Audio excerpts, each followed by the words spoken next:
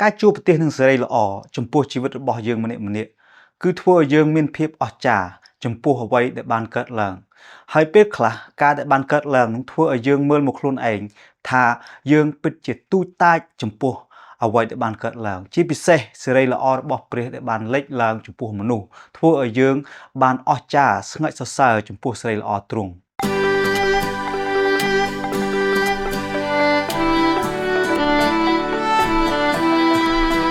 ខ្ញុំសូមជម្រាបសួរដល់អស់លោកអ្នកបងប្អូនអំពូមីងលោកតាលោកយាយនៅក្នុងព្រះអង្គម្ចាស់ព្រះយេស៊ូវគ្រីស្ទ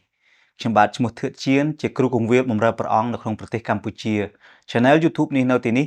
ដើម្បីជួយគ្រិស្តបរិស័ទខ្មែរស្វែងយល់អំពីព្រះបន្ទូលរបស់ផងព្រះអង្គនិងអ្វីដែលគ្រិស្តបរិស័ទធ្វើ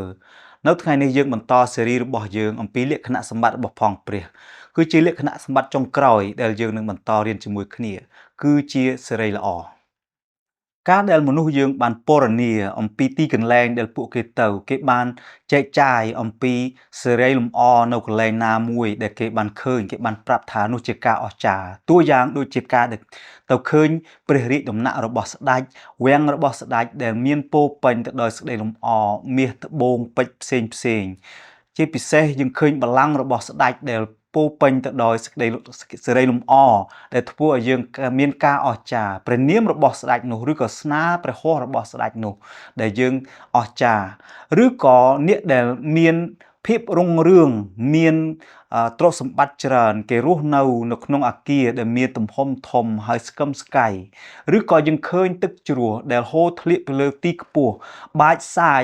ហើយយើងឃើញថានោះជាការអស្ចារ្យឬក៏អ្វីផ្សេងទៀតដូចជាសត្វសម្បើមដែលមានអំណាចដែលថានោះឯងជាសេរីលម្អរបស់វាប៉ុន្តែយើងឃើញថាអ្វីមួយដែលមានសេរីលម្អ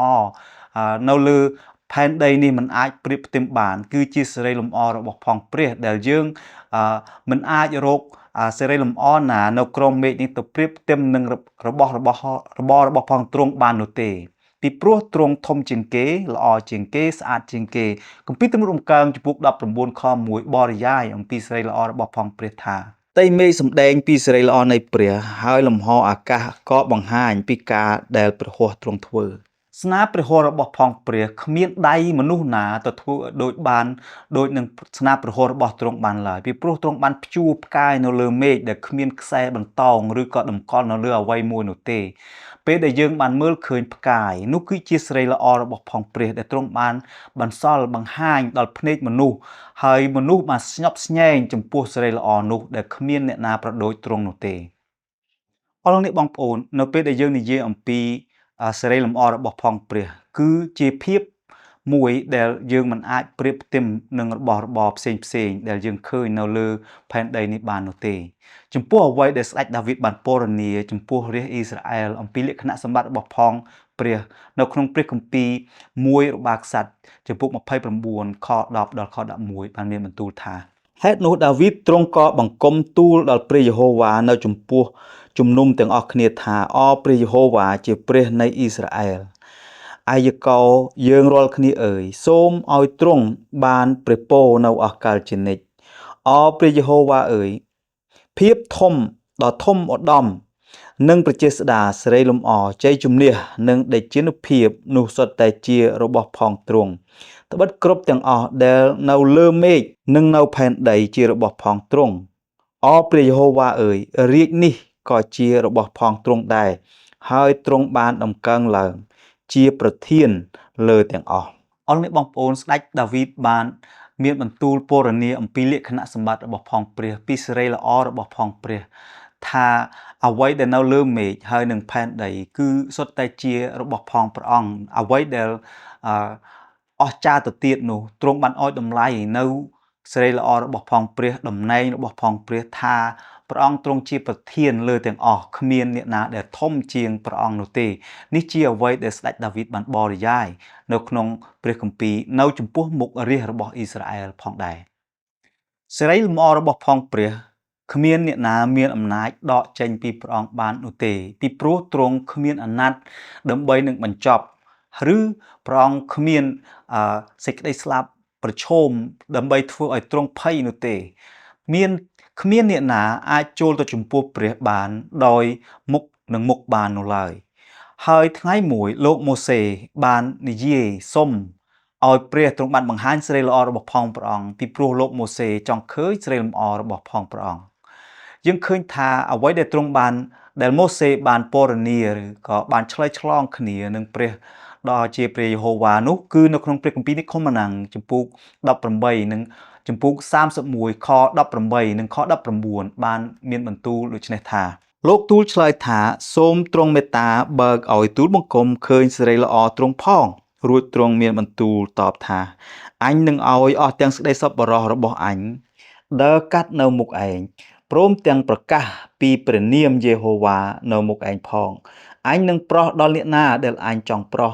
ហើយនឹងផ្សាយសេចក្តីមេត្តាករុណាដល់អ្នកណាដែលអញចង់ផ្សាយឲ្យអស់លោកអ្នកបងប្អូននៅពេលដែលលោកអ្នកបងប្អូនឮខគម្ពីរនេះហើយបន្តទៅទៀតពីអត្ថន័យនៃការដែលព្រះអង្គទ្រង់ប្រោះមេត្តាគឺយើងឃើញថារឿងមួយទៀតដែលសម្ដែងគឺព្រះទ្រង់បានចង់ឲ្យលោកម៉ូសេចូលទៅក្នុងរូងថ្មដើម្បីនឹងមិនអោយឃើញសេរីល្អរបស់ផងព្រះអង្គដោយមុខនឹងមុខនោះទេពីព្រោះបើសិនជាមានអ្នកណាដែលឃើញសេរីលម្អរបស់ផងព្រះអង្គមុខនឹងមុខអ្នកនោះច្បាស់ជាស្លាប់ជាមិនខានដោយសារភាពអស្ចារ្យដ៏អស្ចារ្យរបស់ផងព្រះអង្គសេរីលម្អដ៏អស្ចារ្យរបស់ផងព្រះអង្គគ្មានអ្នកណាអាចប្រឈមបាននោះឡើយដូច្នេះយើងឃើញថាព្រះទ្រង់បានអនុញ្ញាតឲ្យម៉ូសេចូលនៅក្នុងក្រហែងថ្មហើយទ្រង់បានដើរបង្ហោះដោយយកប្រហោះទ្រង់បាំងប្រហោងថ្មនោះមិនឲ្យឃើញម៉ូសេឃើញទ្រង់ចំពីមុខនោះទេហើយទ្រង់បានដើរហួសយាងហួសទៅហើយម៉ូសេអាចមើលឃើញព្រះអង្គពីក្រោយដោយឃើញសេរីល្អរបស់ផងព្រះអង្គដូច្នេះយើងឃើញថាបទពិសោធន៍នេះព្រះអង្គទ្រង់ពិតជាចង់ចែកចាយឲ្យមនុស្សចង់ឃើញសេរីល្អរបស់ផងព្រះអង្គបានប៉ុន្តែមិនមែនពីមុខនោះឡើយដូច្នេះយើងអាចឃើញសេរីលម្អរបស់ផងព្រះអង្គបានលុះត្រាណាតែទ្រង់អនុញ្ញាតឲ្យឃើញតែប៉ុណ្ណោះខ្ញុំសង្ឃឹមថាវីដេអូនេះនឹងជួយដល់លោកអ្នកបងប្អូនបន្ថែមទៀតអំពីសេរីល្អរបស់ផងព្រះដើម្បីយល់ពីសេរីល្អរបស់ផងព្រះលោកអ្នកបងប្អូនត្រូវដឹងថាយើងក្នុងនាមជាមនុស្សមិនអាចបន្ថែមសេរីល្អរបស់ផងព្រះឲ្យខ្ពស់ជាងនេះបាននោះទេឬក៏ដកសេរីល្អណារបស់ទ្រង់ចេញបាននោះដែរបើសិនជាលោកអ្នកបងប្អូនមានសំណួរទាក់ទងនឹងសេចក្តីផ្សេងៗទៀតសូមសួរមកយើងនៅក្នុង comment ខាងក្រោមសូមព្រះនៃស្ថានសួគ៌បានប្រទានលោកអ្នកបងប្រទានពរលោកអ្នកបងប្អូនសូមអរគុណនិងសូមជម្រាបលា